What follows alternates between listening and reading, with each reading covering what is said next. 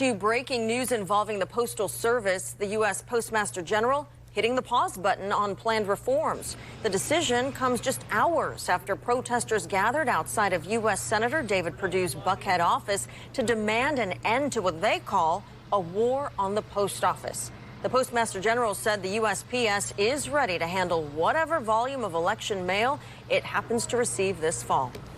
At today's protest, organizers called for the Postmaster General to resign and for Georgia senators to condemn any attempts to undermine the Postal Service. Just before that rally, Georgia Congressman Hank Johnson voiced his support for the USPS. And Channel 2 anchor Sophia Choi was at that news conference in Decatur, here with us now on what he'd like voters to do. Surrounded by local leaders and postal workers at the Wesley Chapel branch in DeKalb County, Congressman Hank Johnson asked residents to take action. The people need to get on the phone, call your senators. You also need to call the White House. Many Democrats and some Republicans believe President Donald Trump is trying to undermine the postal agency ahead of the presidential election.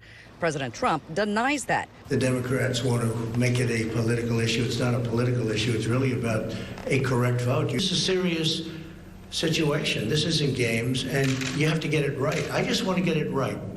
Win, lose, or draw. I think we're going to win. Win, lose, or draw. We have to get it right.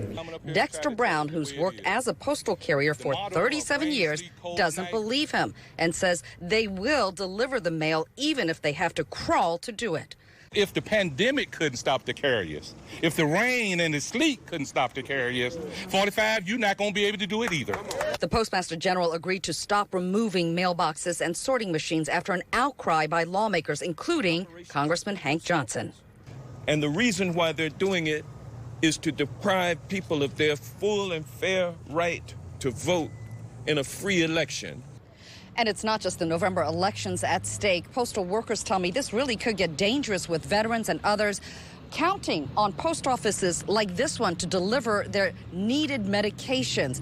Congressman Johnson is headed back to Washington to vote on Saturday on new legislation to stop any changes to postal services and to add $25 billion in funding. But the president and senators say they are against giving money to post offices like this one. In DeKalb County, Sophia Choi, Channel 2 Action News. Now here's something.